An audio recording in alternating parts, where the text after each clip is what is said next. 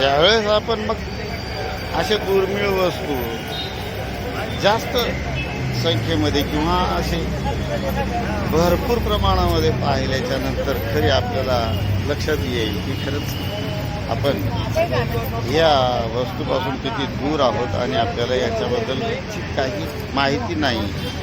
त्याच्यामुळं आपण याची किंमत जास्त लावत आहे. यासाठी ज्या फील्डमध्ये आपण ज्या उतरल्याच्या नंतरच त्याची खरी किंमत आपल्याला लक्षात येते. हे खूप दुरून आलेले स्टॉल राजस्थान, गुजरात, दिल्ली अशा ठिकाणाहून आलेले स्टॉल आहे. त्याच्यामध्ये मेडल्स, जुने फोटो आणि बऱ्याच काही जुन्या वस्तूसुद्धा आपल्याला या कॉईन एक्झिबिशनमध्ये पाहायला मिळते.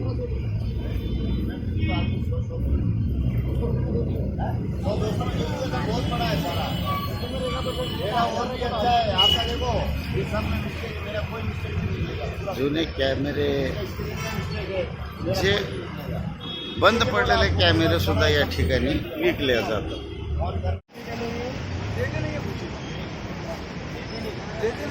एखादी वस्तू आपल्याला खूपच शोधून किंवा जितका जास्त वेळ आपण शोधत राहिलो आणि तितका ते आपल्याला नाही मिळालं तर त्यामुळं त्याची किती व्हॅल्यू असेल असं आपल्याला एक अंदाज लागत नाही. आणि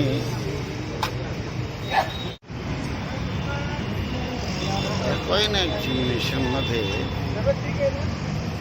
लागलेली दुकान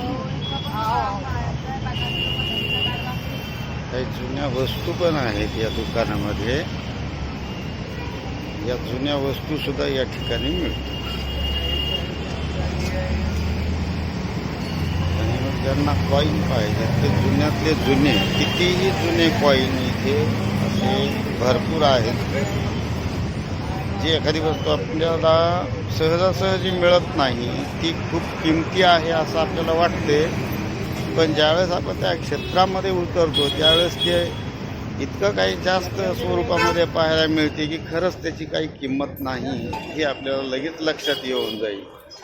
हे पाहण्यासाठी एक वेळेस अवश्य माणसाने हे कॉईन एक्झिबिशन पाहायला पाहिजे, तरच आपल्याला या कॉईनचा अंदाज येईल.